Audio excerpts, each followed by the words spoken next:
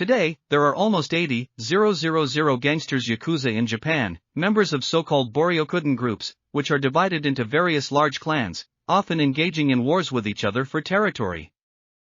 Yakuza gangsters often live according to samurai traditions, apply complex tattoos to their skin and adhere to a certain Mafia code of honor. The Yamaguchi-gumi is the largest Yakuza clan and one of the largest and most brutal gangs in the world, which, according to various estimates of news agencies, earns more than $6 billion a year from smuggling, taxi companies, loan sharking, racketeering, theft, drug trafficking, as well as many legal firms.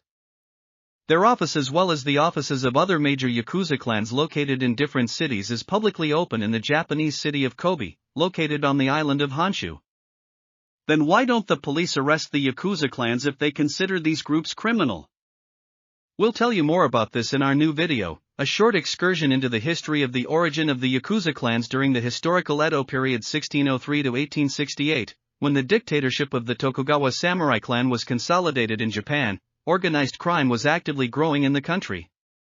In the 1640s, the son of a ronin named Banzui and Shobei united petty criminals consisting of Bakuto card players around himself and created the first Yakuza clan in history, which was soon also actively joined by many burokumen, descendants of the so-called lower caste of the unclean.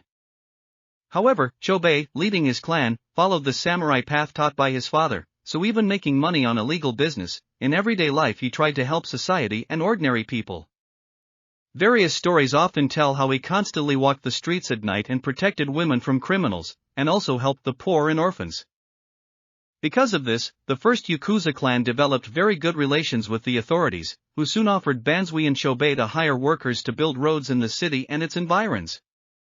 Soon, the first Yakuza clan consisted not so much of gangsters as of noble heroes outside the law, who, although they earned money through illegal gambling and fraud, still tried to maintain their reputation in everyday life, protecting the weak and innocent. As early as 1735 to 1740, governments in various Japanese cities began to officially appoint some Yakuza bosses as street overseers, giving the criminals a title close to the status of a samurai. And chiefs and police stations often recruited Yakuza members as informants, promising them patronage from their side and help in the fight against competitors. Also, Yakuza groups protected their neighborhoods and districts from various criminals, thieves, robbers and rapists, helping to reduce overall street crime, which increased their noble status among ordinary people. Very quickly, the famous ancient Japanese proverb even became popular among the population: during the day, the police protect us, and at night, the Yakuza. Why are Yakuza clans considered criminal today, but in Japan they operate openly, have their own offices and no one arrests their members?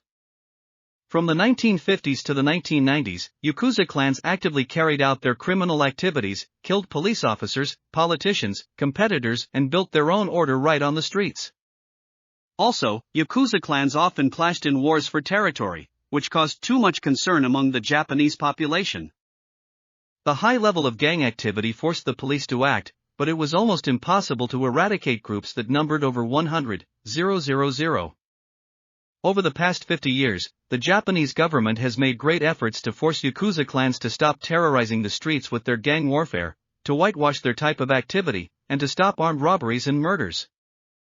For clans that refused to cooperate with the police, the government began to introduce criminal liability for all individuals and legal entities for doing business with this clan. Such laws over time made it difficult for many Yakuza clans to rent a car, open a bank account, or even just have a personal mobile phone. Such strict regulations from the Japanese authorities forced Yakuza clans to begin cooperating with the police in order to avoid such reprisals. For a long time, the Japanese government's goal was not to eliminate the Yakuza, but rather to keep the roughly 22 organized crime groups and 100,000 individuals under control and under police surveillance. Security and financial consultant Hiroki Allen explains that the Japanese police cannot outlaw the Yakuza and try to eliminate them, because he believes that would drive the gangs underground and bring back the bloodshed that was common in the second half of the 20th century. The upside to this situation is that the Yakuza clans have, to some extent, stopped causing chaos and have begun to regulate their activities so as not to interfere with ordinary citizens. They have begun to obey the law and also to try to run more legal businesses. Today, you can actually find the address of every Yakuza clan's headquarters on the National Police Agency website. They are regulated. they have offices, their own business cards, and corporate logos. Because of this, being a Yakuza clan member is not technically under Japanese law illegal. However, the Yakuza's activities are considered a type of organized crime group. And while the Yakuza's methods are often criminal, they have been known to do frequent charitable acts, such as donating and delivering supplies to earthquake victims, as they did during the 1995 Kobe earthquake and the 2011 earthquake and tsunami.